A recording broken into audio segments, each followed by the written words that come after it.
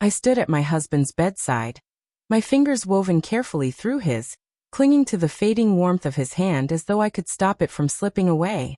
The light in his touch was already dimming, like the last traces of sunset disappearing into night.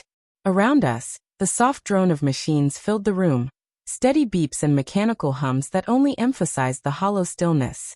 His breathing was faint, shallow, fragile, lifting his chest only the smallest amount beneath the thin hospital blanket. I had already heard the doctors speak in hushed tones, their words wrapped in sympathy but weighted with certainty. His time was almost gone.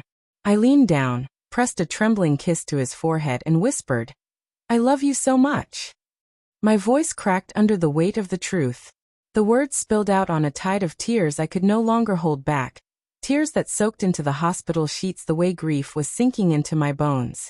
After years of life together, decades of laughter, arguments, quiet mornings, and all the small, ordinary moments that stitched us into one, this felt like the cruelest unraveling.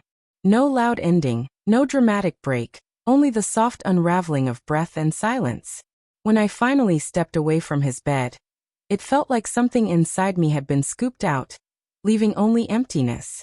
The hallway stretched long and endless, each step away from him carrying the sting of betrayal, as if I were abandoning him when he needed me most. But I hadn't slept in 3 days. I had kept my vigil with aching eyes and an exhausted body, watching each fragile breath, terrified it would be his last. A nurse, gentle but firm, urged me to go home for a little while to rest. I resisted, torn by exhaustion and the fear of not being there when the moment came. At last, reluctantly, I agreed. I bent close once more, whispering a promise that I wouldn't be gone long, that I would come back. My body felt unbearably heavy as I walked toward the corner near the nurse's station. That's when I heard his name. It slipped into the air behind me, spoken by one of the nurses. I hadn't meant to eavesdrop, but hearing his name froze me in place. "He's been asking for her every hour," one voice said with quiet compassion. Even when he couldn't open his eyes, he kept whispering her name, the other nurse replied softly. I leaned against the wall, my legs barely holding me. And then came words that shattered me further. "He asked us to hide his pain from her," the nurse added. "He didn't want her to suffer more than she already was." My lungs felt empty, as though the air had been stolen. My hand clutched at the wall, trying to steady myself. Even as he faded, my husband had been protecting me, shielding me from the depths of his pain. I thought I was the one being strong for him, but all along he was carrying more than I could ever imagine, just so I wouldn't have to. My throat ached as I fought the sob building inside me. And then the older nurse spoke again, her voice softer still. "He wrote her a letter. Told me to keep it with his things. Said to give it to her after he was gone." My heart stopped. A letter?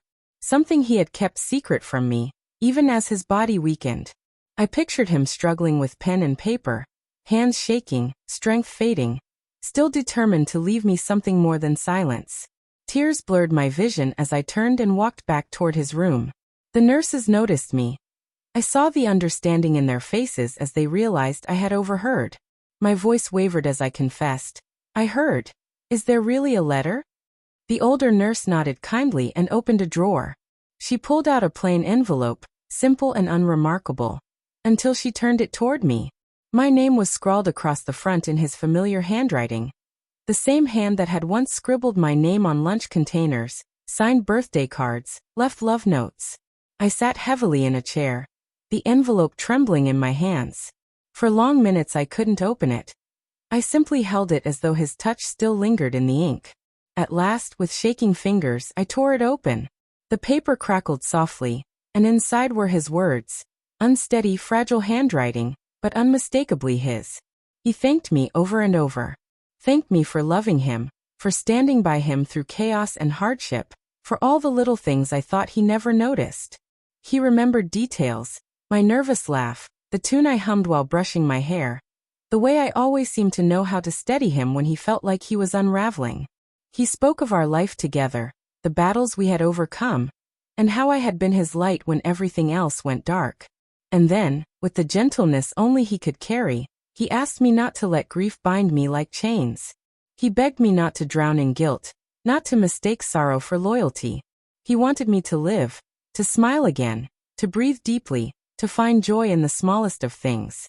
Not only for his sake, but for mine, because as he wrote, I deserved it, even without him. I pressed the letter to my chest, tears flowing freely, but this time the grief felt different.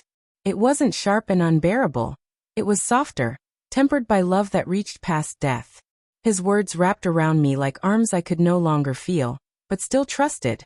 With the letter still in my hands, I returned to his room. He lay there, still and quiet, his eyes closed.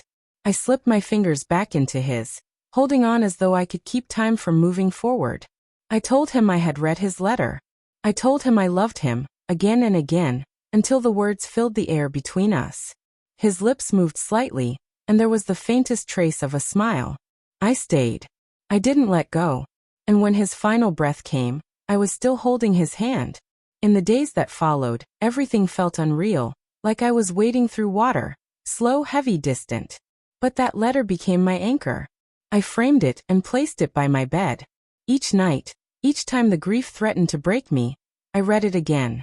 His words didn't erase the pain, but they carried me through it, step by step. He may be gone, but his love remains. It lingers in ink, in memory, in the quiet strength it still gives me. And slowly, gently, I am learning how to live again, just as he asked me to.